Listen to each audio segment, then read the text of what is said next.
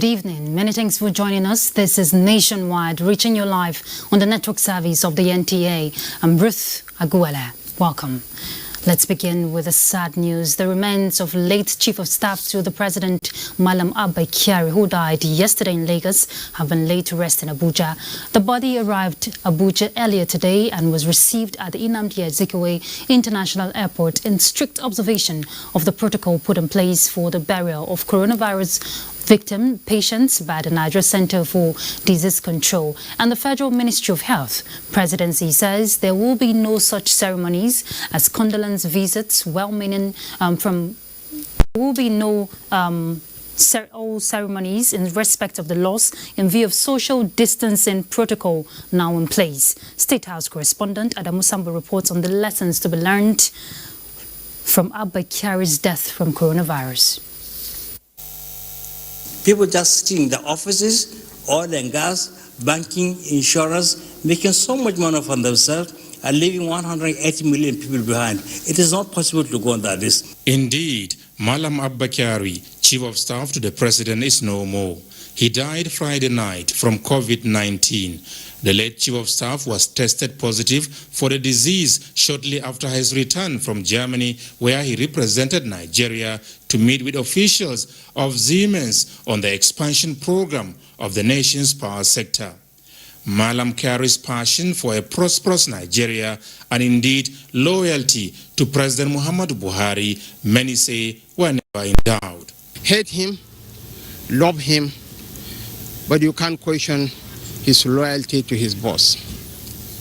His loyalty to his boss was unquestionable, was unnegotiable, and he was literally the punching bag.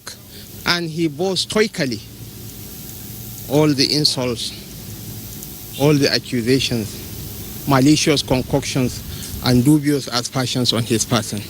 He was a great stoic man. He had the interest of this country at heart, and he was able to make whatever sacrifice was necessary for this country. Great loyalty and unimpeachable integrity. And for years and years and years to come, people will realize just what an impact he has made.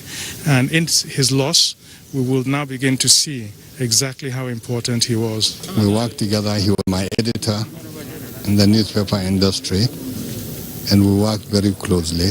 He's a very hard-working person, honest, sometimes temperamental, but for a cause. And many people misunderstood Abba, and may God forgive him and give him Al-Jannah Firdausi. We lost.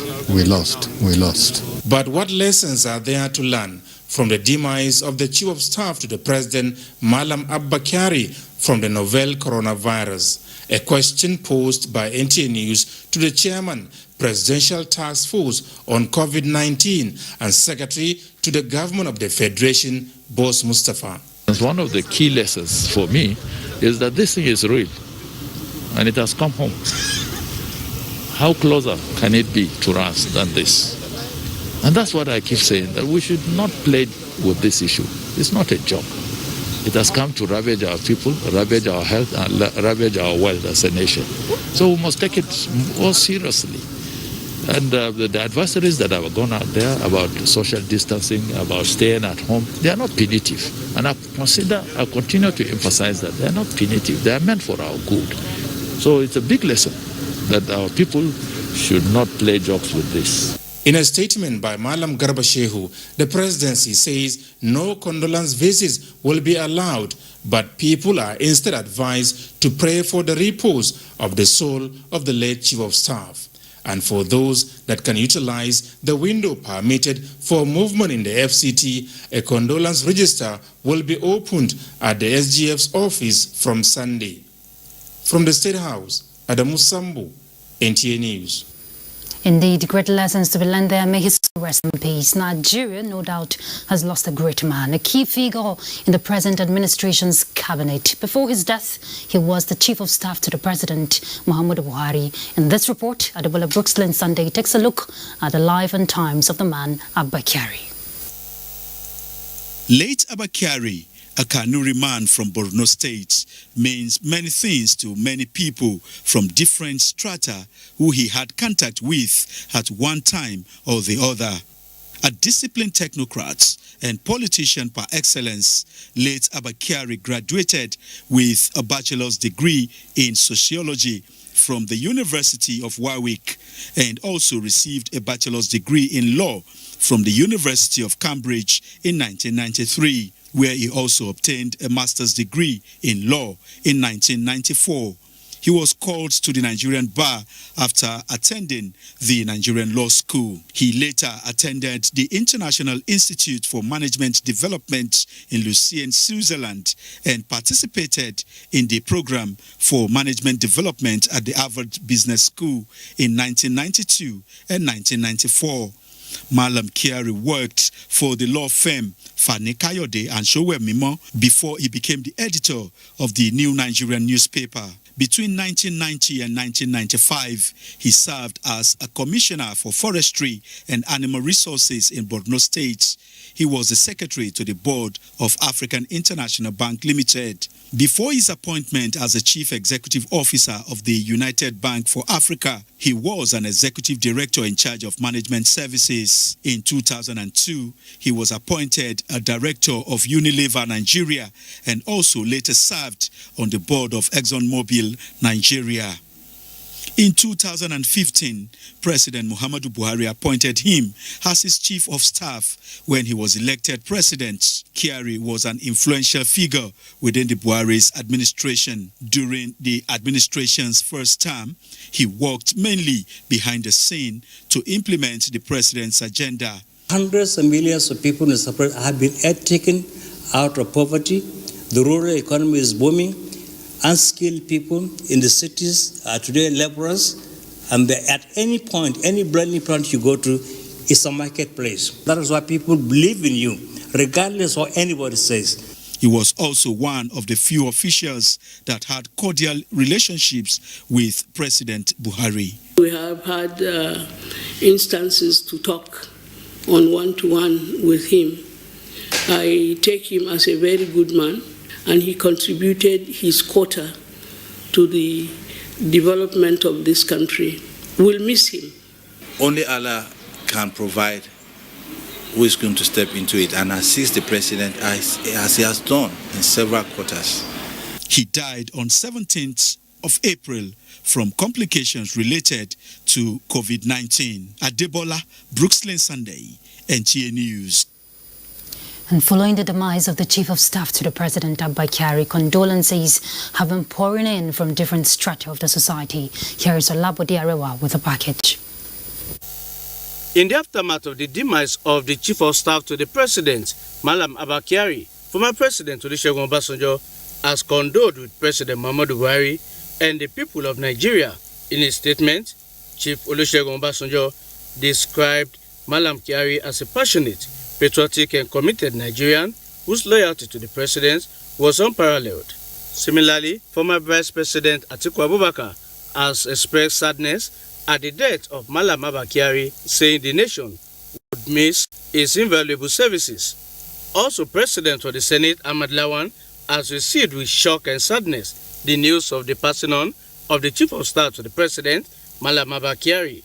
Senator Lawan expressed his heartfelt condolences to Malam Kyari's family over the great loss, describing him as a competent, dedicated and loyal aide in the Buhari administration, who drew from his experiences as a lawyer, a journalist and a banker to become an administrator per excellence. Meanwhile, the Speaker of the House of Representatives, Femi Gbajabiamila, has described as shocking and sad the passing away of the Chief of Staff to the President, Malam Abba Kyari. Gbajabiamila said it was unfortunate that Abba Kyari died as a result of the coronavirus pandemic, saying his selfless and dedicated service to Nigeria will be sorely missed. Meanwhile, Chairman of the Northern Governors Forum, Governor Samuel Alongo of Plateau State, has condoled with the President, the people of Borno State, and Nigerians at large over the death of Malam Abba Kyari. He described the late statesman as a deeply resourceful person who provided tremendous support to the President and his administration and served Nigeria with patriotism. And Mia Ugudi has mourned condolence messages on the late Chief of Staff to the President, Abba Kyari. The Minister for Foreign Affairs, Geoffrey Onyema, has expressed shock at the death of Malam Abba Kyari. In a condolence message, the Foreign Affairs Minister says the Federal Executive Council would miss the valuable insight provided by the late Chief of Staff on knotty issues of national importance. The Inspector General of Police, Mohammed Adamu, has also expressed sadness over the death of Abba Kyari, saying Nigeria has lost a great patriot. The Oni of Ife has also described the death of Chief of Staff to the President of Nigeria, Abba Kyari, as an unfortunate surprise. In a statement, he described late Kyari as a cool-headed, fine gentleman and great respecter of traditional institutions who, until his death, handled his position as a public servant with dignity and dedication arising from his fervent belief in the Nigerian project. He also prayed for the souls of the thousands of victims around the world already killed by the coronavirus and charged Nigerian citizens to keep the rules and regulations already set by the government as measures to combat the pandemic, describing it as ruthless enemy of humanity. President of the Nigerian Labour Congress, Ayuba Waba, on behalf of the Congress, says the news of the demise of Malam Abba Kyari is unfortunate, saying there is no gainsaying the fact that while he was alive, Abba Kyari wielded a stabilizing influence in the government of President Muhammadu Buhari. The NLC president praised Almighty Allah to forgive Abba Kyari his wrongs and reward his good deeds.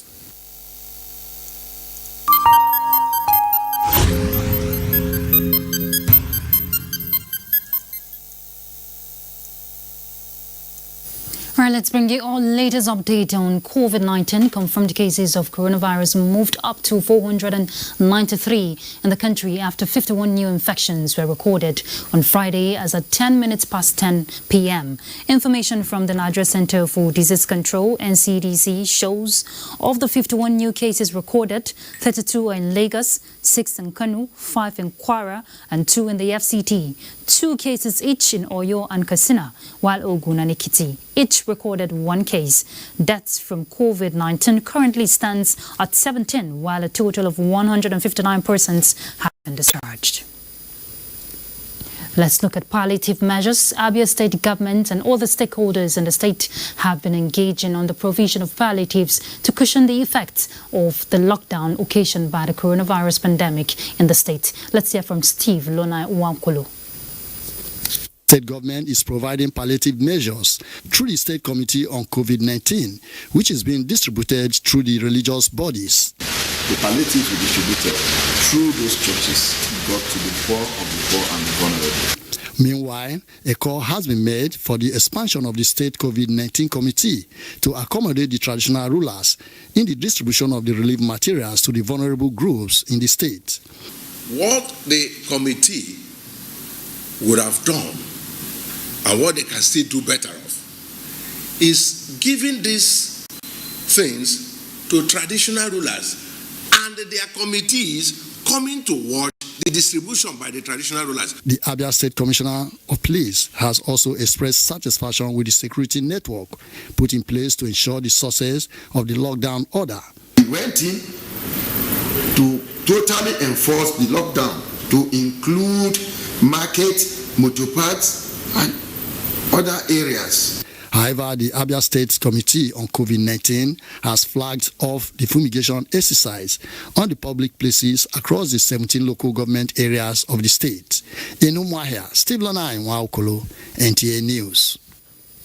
Let's take a break. We're back shortly, so you stay tuned.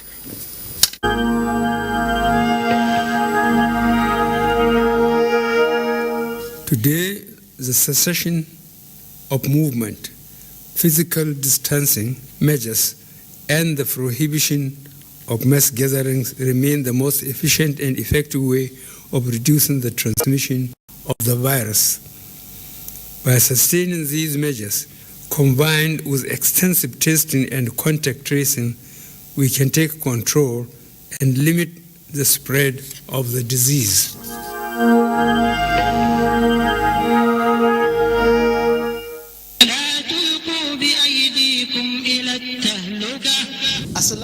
alaikum wa rahmatullahi ta'ala wa barakatuh. Dear brothers and sisters, in view of the COVID-19 pandemic we are currently challenged with, we at Al-Habibiyya Islamic Society enjoin all Muslims to adhere strictly to government directives geared towards stopping the spread of the virus. These measures include the stay-at-home order, washing of hands with soap and water, using hand sanitizers where water is not available, and other hygiene measures. We remind you all of the words of Allah in the Holy Quran, chapter 2, verse 195, which says, "And do not throw yourselves with your own hands into destruction."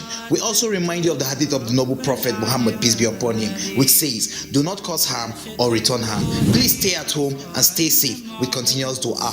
This message is from Project Itfine of Al-Habibiyya Islamic Society. Al-Habibiyya Islamic Society, from Allah to you, a light.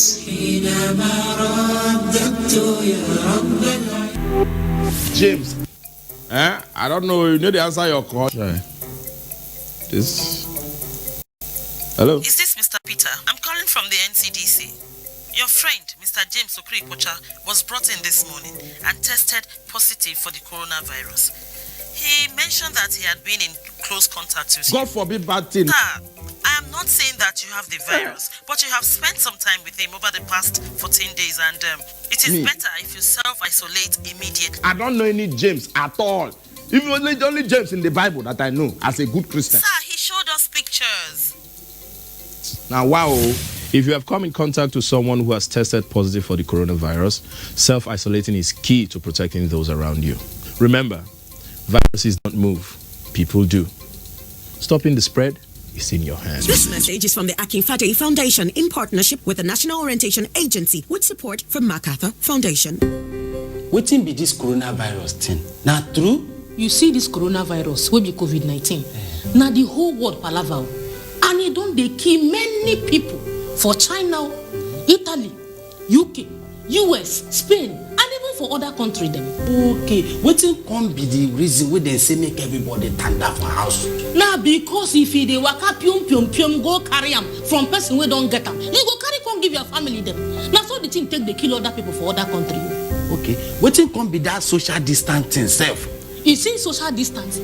Now make we no come close because this thing now from air and touch now we dey contact them.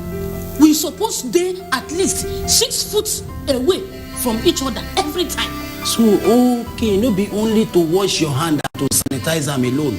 Make we no take this washing of hand thing take play but make we come together, join hand as we take pursue Ebola, pursue this coronavirus. Make we be each other be keepers now.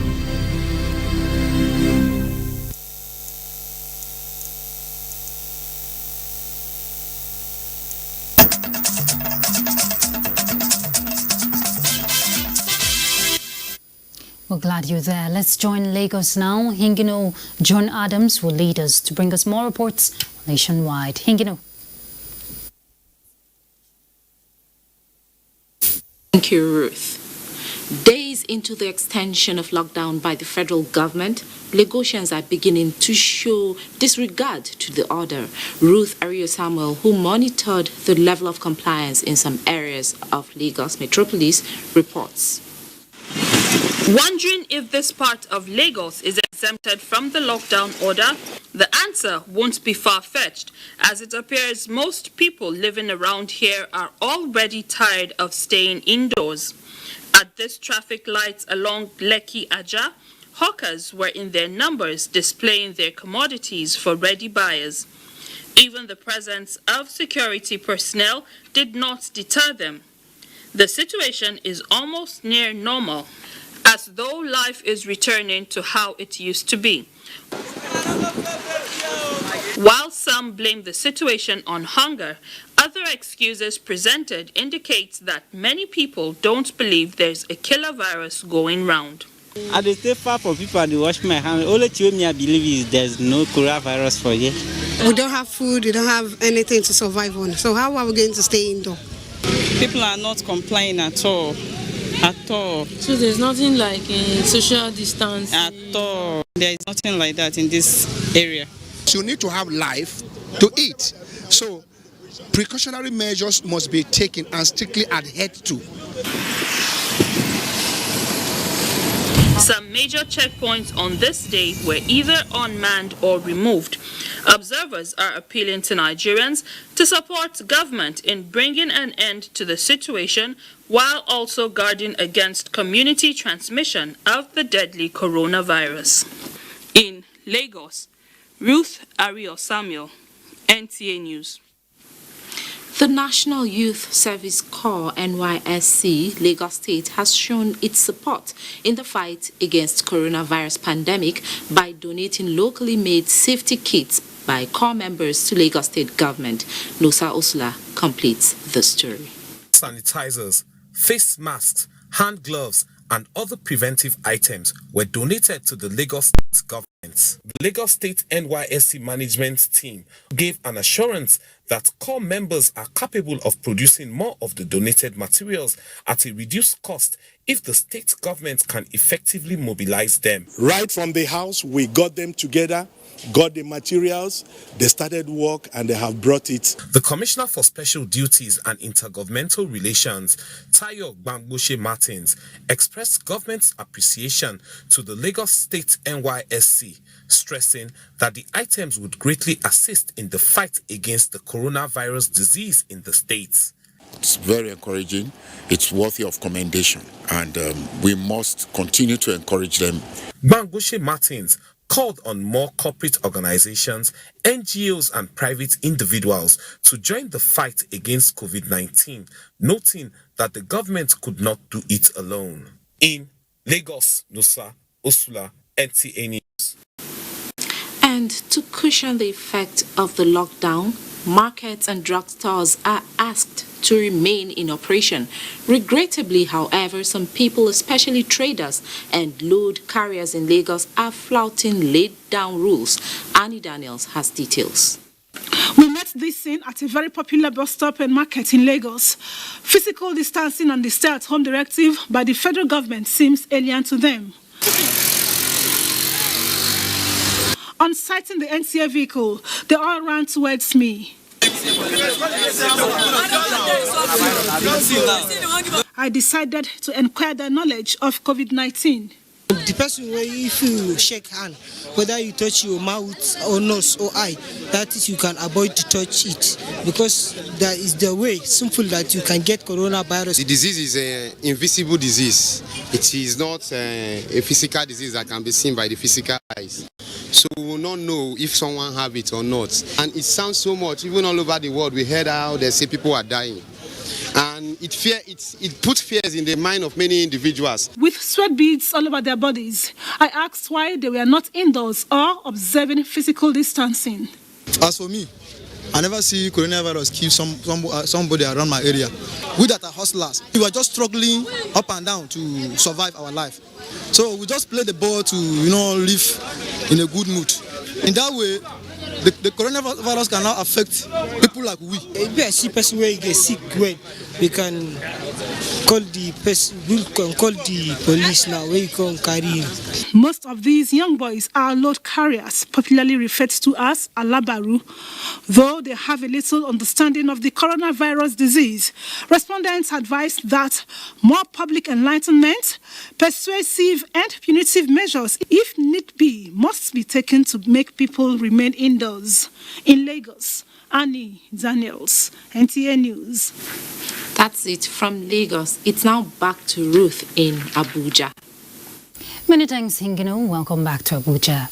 As countries of the world battle the coronavirus pandemic and its attendant effects on livelihood, economy and health systems, the developing 8 organizations for economic cooperation, D8, of which Nigeria is a member, has stepped up solidarity among member states. The D8 2 days ago announced commitment to strengthen solidarity among member countries in efforts to enhance cooperation, identify constraints and tackling COVID-19, as well as support countries to build post-pandemic resilient health systems.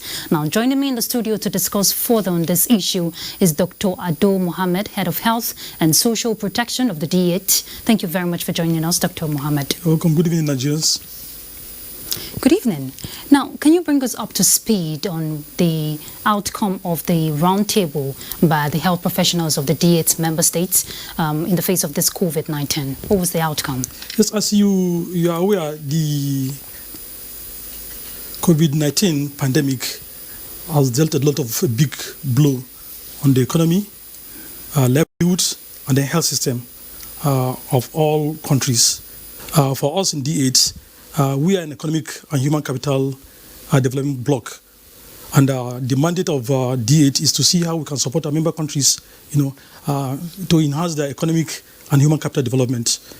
With a population of about 1.2 billion people, we are feeling the heat because of the COVID-19 pandemic, and we felt that at this particular point in time,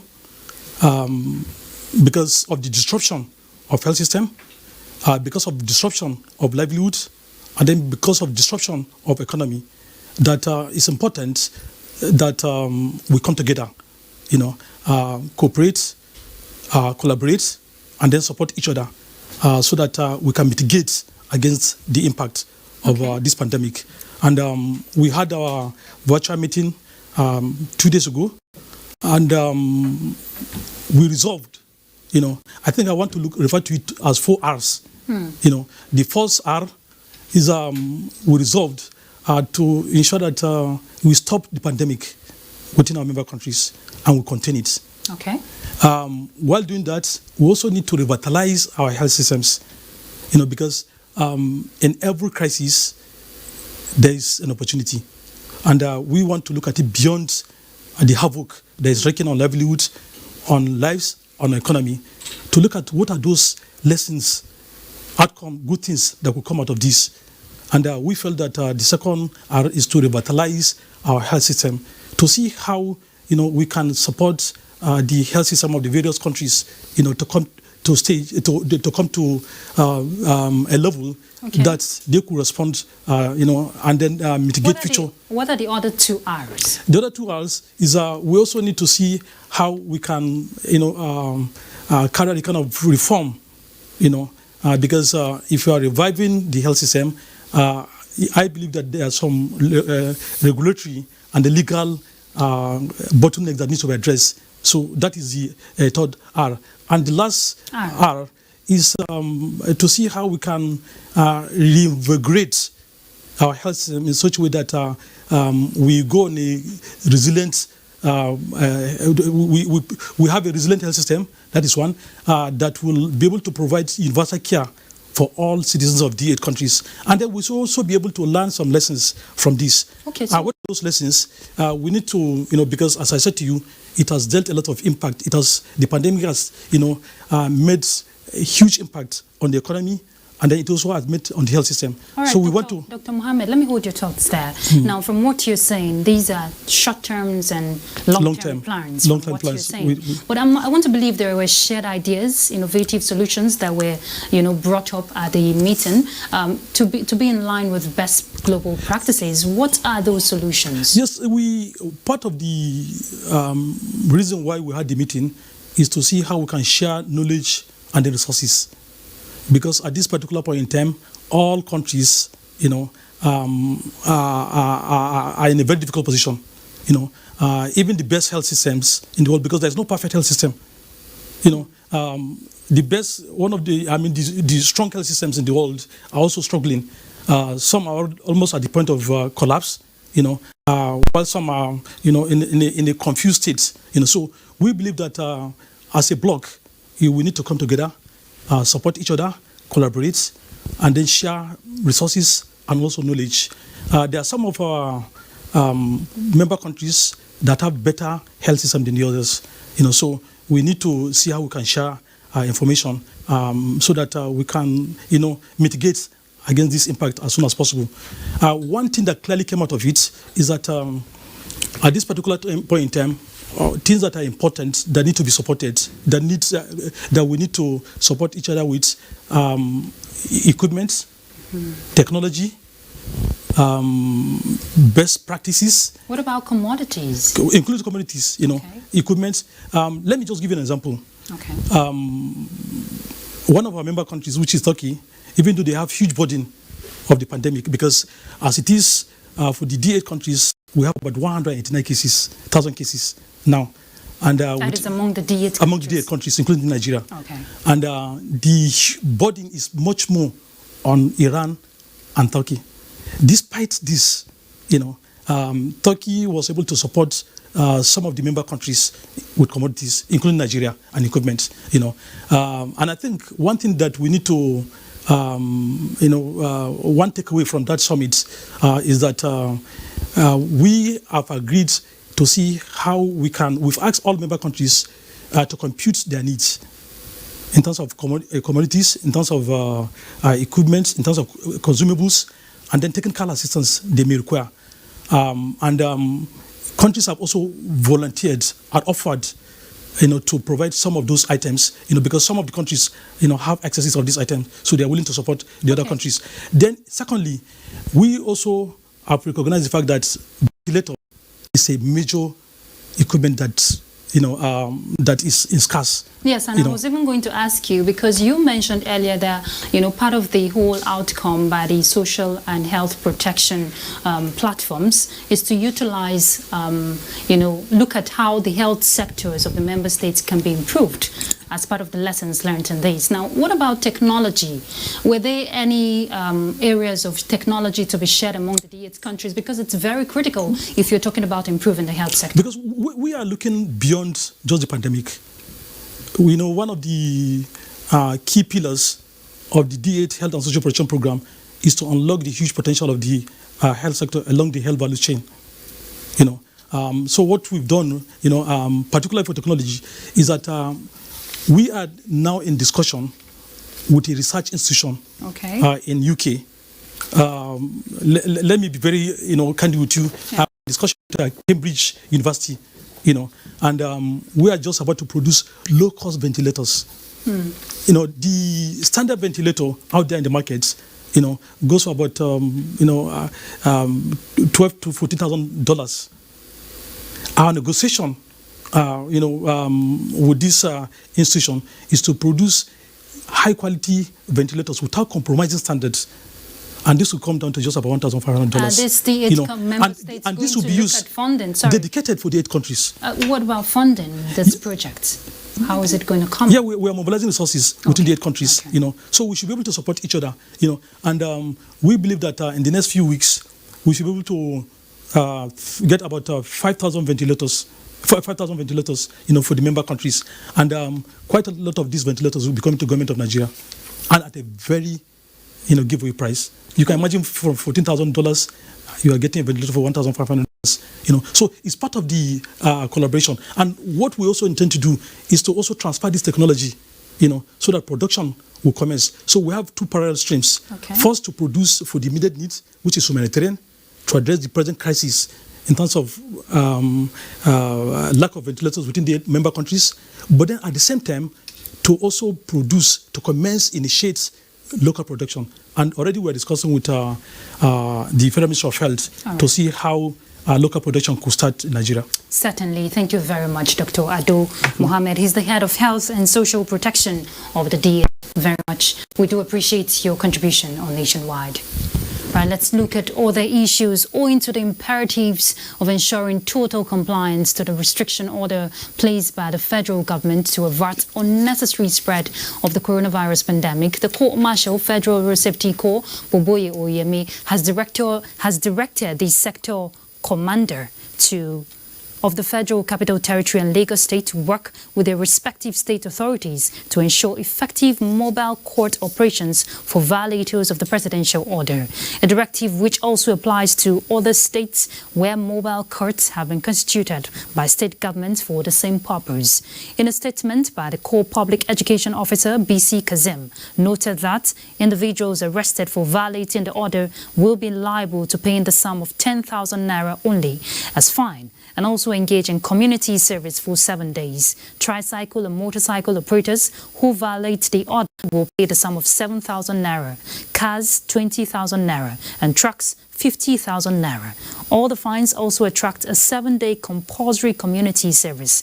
Kazim revealed that the mobile courts will be operating at different locations, namely Mpape Dantata Bridge by Airport Road and AYA Roundabout in the Federal Capital Territory.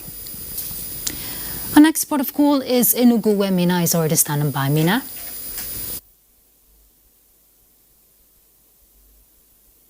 Good afternoon and welcome to Enugu. The Anglican Bishop of Enugu Ecclesiastical Province, Most Reverend Emmanuel Chukwuma, has handed over relief items donated to the diocese by the state government to various archdeacons in the diocese for onward distribution to indigent members of the church. Jude Abugu completes the story. The relief items, which include bags of rice, cans of noodles, water and soft drinks, the Archbishop noted are part of the palliatives from Enugu State Government to cushion the effects of COVID-19 on the poor, vulnerable and indigent members of the society. He appreciated the efforts of the state government in ensuring that the poor are catered for during the lockdown. Governor Igwanya has been a friend of the church, and he has been so much magnanimous to make sure that every diocese, both Catholic, Anglican, Pentecostal, Methodist, and various organizations have these palliatives. The Archbishop, while handing over the food items to archdeacons of various archdeaconries in the diocese, appealed to well-meaning Nigerians to support the government at this critical moment by reaching out to the poor and vulnerable people in their communities. All those who have enough in their homes should bring out for us to be agent and the medium to be able to reach out to these indigent members and people who are not yet having enough to eat. Some of the archdeacons who spoke to NTA News Crew also expressed gratitude to the state government for the gesture. 16 archdeaconries of Enugu Diocese have all these things to take back home. So I think it's a wonderful relief for our people at this point in time. The archdeacons are expected to share the foodstuffs to all the identified indigent persons in their local churches. In Enugu, Jude Abugu, NTA News. As the sit-at-home order continues, the Imo State government has put measures in place to ensure total compliance to the shutdown aimed at protecting the state from COVID-19. Obiano Junwosu, who went round the state capital, brings us the situation report. As a desperate measure to prevent COVID-19 from the state, the Imo State government initiated a total lockdown, resulting in the shutdown of business activities as people were made to stay indoors as a means of achieving social distancing. 2 weeks down the line and still counting, the state government has not relented in ensuring full compliance. A drive round the state capital shows that the streets are empty except for those on essential duty. Security personnel are still mounting roadblocks to ensure compliance, while some people who out of necessity have to go out have resorted to drinking. I bought a leave from abroad, even from China. One of the steps they took when it came there was the people should stay at home, no much contact, distancing. So I'm happy that the federal government, our state governor, has been hammering on it. My advice to the government is to come back again and look at the palliatives and do a lot more and make sure that we target those vulnerables. The Commissioner for Information and Strategy says, apart from the sit-at-home order, government is taking other actions to keep the state safe from COVID-19. The government is also embarking on disinfection of public places, markets, churches, any place where people have the tendency to gather in terms of crowd gathering. From all indication, the Imo State government is not relenting effort in ensuring that the state is prevented from recording any case of coronavirus. In Owerri, Obiano Junwosu, NTA News.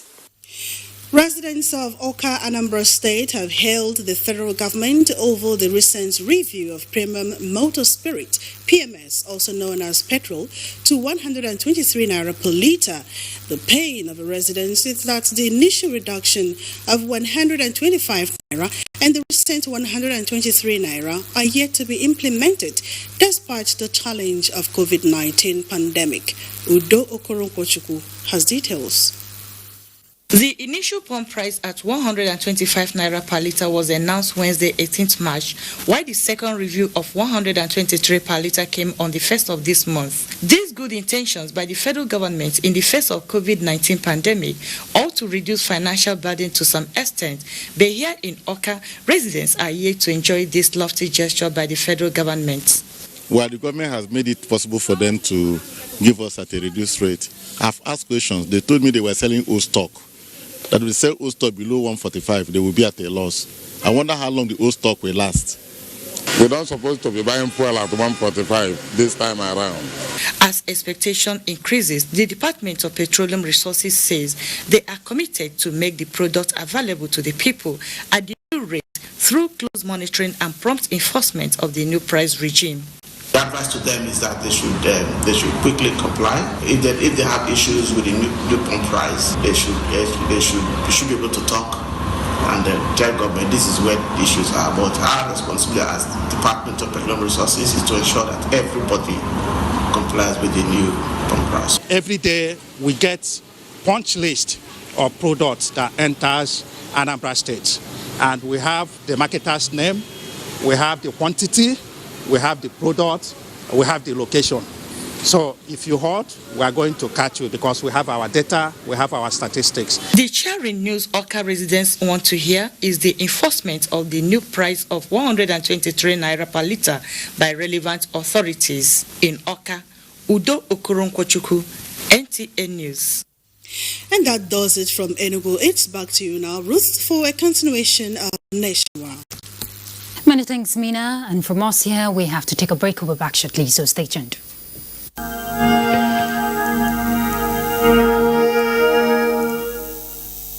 This is not a joke. It is a matter of life and death. Mosques in Mecca and Medina have been closed. The Pope celebrated Mass on an empty St. Peter's Square. The famous Notre Dame Cathedral in Paris held Easter Mass with less than 10 people. India, Italy, and France are in complete lockdown. Other countries are in the process of following suit. We cannot be lax.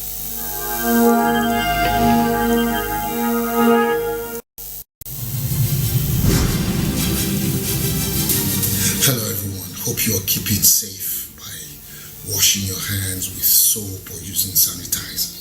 Stay at home, it's the responsible thing to do, and whilst you're taped, you can do anything to keep your body and your mind together. Grow a beard like me if you want to, but please, let's stay at home. It's the responsible thing to do.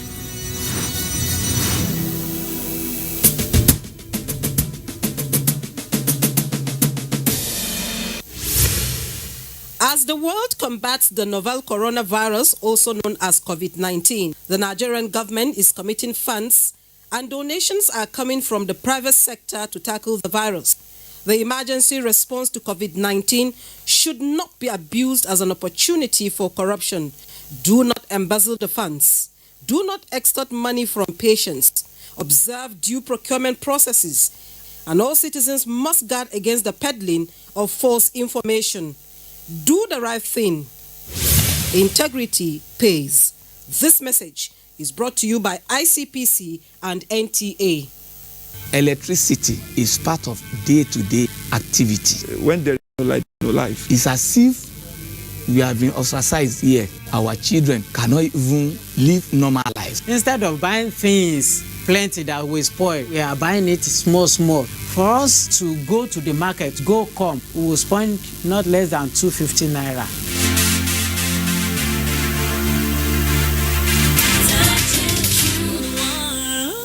Reaching life. There is a lot of fake news and report circulating, especially on social media, on the coronavirus. Do not believe or partake in the spread of these fake reports. If it is not on the official website or news from the Nigerian Center for Disease Control, NCDC, disregard such report. Only together can we beat this virus. Only together can we overcome this pandemic. Follow the instructions and guidelines provided to combat this virus. Most importantly, stay at home. Self-isolate, regardless of your status. The virus doesn't move unless we move. Let us work together to better Nigeria. Together, we can do this. This message is brought to you by the Nigerian Television Authority, NTA, Africa's largest television network.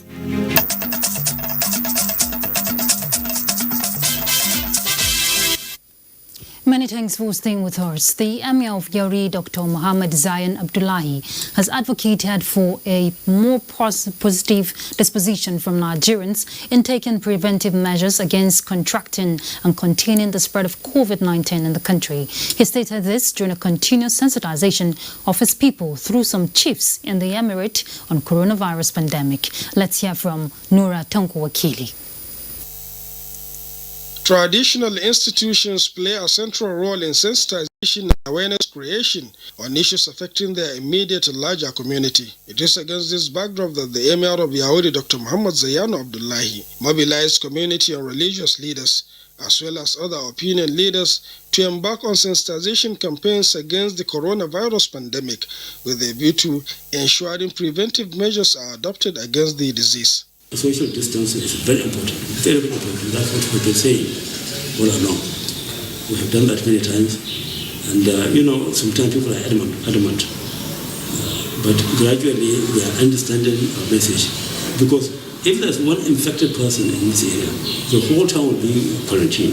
The Emir, who described the virus as lethal, advocated for stringent measures in ensuring compliance with the directives of various levels of government. I learned that in Lagos, some people were even convicted, 3 months imprisonment. And that's the way it should be.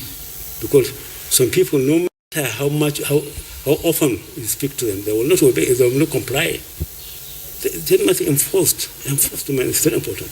Beyond the sensitization campaign, Yaouri Emirate Council has already suspended its routine council meetings, except on issues of urgent public importance, where effective social distancing is observed. In Yaouri, Kebbi State, Nura Tanko Wakili, NTA News.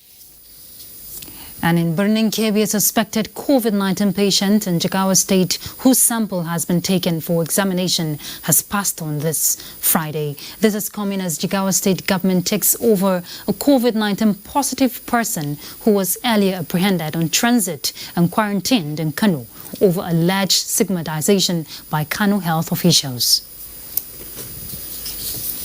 The victim, who happened to be one of the 2 migrant workers intercepted in Kano from Lagos en route to Jigawa early this week, tested positive for COVID-19 following the alleged unhealthy treatment exhibited by the health workers at the isolation center in Kano. Jigawa State Governor Muhammad Badru Abubakar ordered for the transfer of the victim from Kano to Dutse, the Jigawa State capital, where he is receiving treatment. And the normal procedure is, according to Center for Disease Control, is wherever your sample is taken, they give an EPID number, and that patient is yours. So you take care of that patient. We've tried, we spoke with the officials of the Ministry of Health in Kano, to manage the patient. It had proven really very difficult. So we have to transfer that patient. He's now receiving treatment. Officials of Kano Task Force on COVID-19 could not be reached for comment on this issue. On the suspected positive patient whose sample was taken a few days ago, having exhibited symptoms similar to COVID-19, Dr. Zakari confirmed that he died this Friday before the result is out. The result, according to him, will determine whether or not the state has recorded its first index case of coronavirus. From Dutse, Muhammad Musa Askira, NTA News. Time now to join Port Harcourt, and Jenny will lead us. Jenny? And a warm welcome. NDDC Acting Managing Director Professor Keme Pondai says it is within the mandate of the Commission to give financial support to Niger Delta states to fight the coronavirus disease. This is in reaction to its donation of over R1 billion to build their capacity in the fight against the virus. Joy Uzo reports. Professor Keme Bradikumoponde said that as an interventionist agency, it was important for the NDDC to work in synergy with the 9 state governments in the Niger Delta region. Professor Pondewu commended the federal government's efforts in the fight against the dreaded disease, said the way forward for Nigeria was to quickly increase the number of testing centers in the country. The NDDC decided to support the states in the NDDC region with financial support,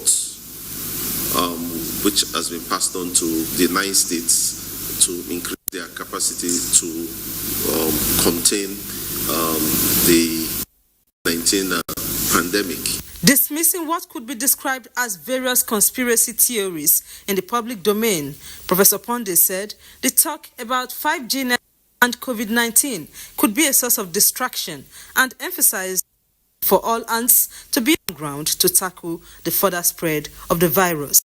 In Port Harcourt, Joy Uzo, NTA News. The No Mask, No Movement campaign in Cross River State has recorded 90% compliance level as the state government fights to prevent COVID-19 pandemic. Achibombase reports that the success story is being attributed to the stiff penalty for offenders. The No Mask, No Movement order was initially greeted with some level of resistance by the people who perceived this new lifestyle as being weird. However, giving powers to the COVID-19 task force to impound vehicles commuting passengers without a face mask and a fine of 1,000 naira was all that was required to achieve possible results. And so, right from the commencement of the enforcement, the Vehicle Inspection Officers, VIO, have not relented in their efforts in ensuring absolute compliance by motorists. In line with these COVID-19 directives, if you're not wearing your face mask, it is clear the directive is there. We impound your vehicle for the number of days as specified and the persons, if suspected, quarantined. Few weeks into the enforcement, some motorists still feign ignorance of the directive. I'm with it already. It just flat from me.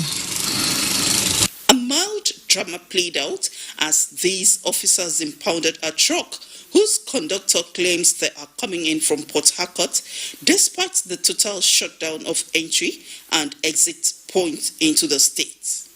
They ask us where we are going. We say we are going to Flower Mill. They allow us to go. Roadworthiness of vehicles, maintaining social distancing, and the use of alcohol-based hand sanitizers were also checked by officers of the Vehicle Inspection Office. In Calabar, Achibombasi, NTA News. The Nigerian Navy ship NNS Pathfinder Port Harcourt has handed over 3 barges intercepted from crude oil thieves to the Economic and Financial Crimes Commission, EFCC. This is in line with the harmonized standard operating procedure for security agencies in the fight against economic sabotage. Kingsley Amajiri reports. 2 of the barges were in on February 21, 2020, and the third was impounded on March 27, 2020. The Nigerian Navy said its men on routine surveillance of the nation's maritime domain intercepted the 3 barges laden with unspecified quantities of illegally refined diesel. No suspect was arrested in the process. Nigerian Navy ship Pathfinder Patrol Team intercepted and arrested Barge Tompkin as well as an unnamed metal barge. They were arrested around Onne waterways. Nigerian Navy ship Pathfinder Patrol Team also intercepted and arrested barge NTA Deborah. She was arrested along Nkpo waterways also for suspected involvement in illegal bunkering activities. According to the handing over notes, the barges were arrested with unspecified quantity of petroleum products, which will be subject to investigation. The NNS Pathfinder authorities further warned economic saboteurs to desist from such unlawful acts, stressing that the Nigerian Navy in the state is determined to making the waters very unsafe for criminals to operate. In Port Harcourt, Kingsley Amajiri, NTA News.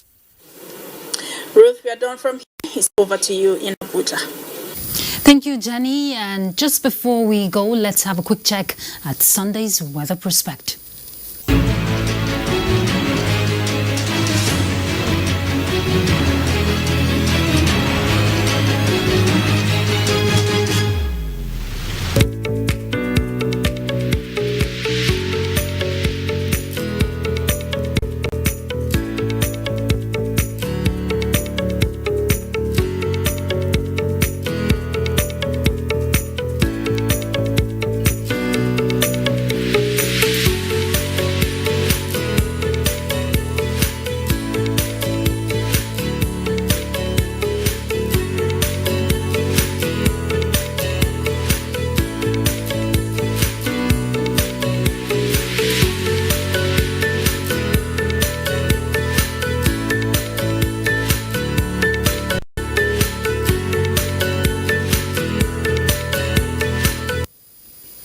We're done with the news. Thank you very much for your time.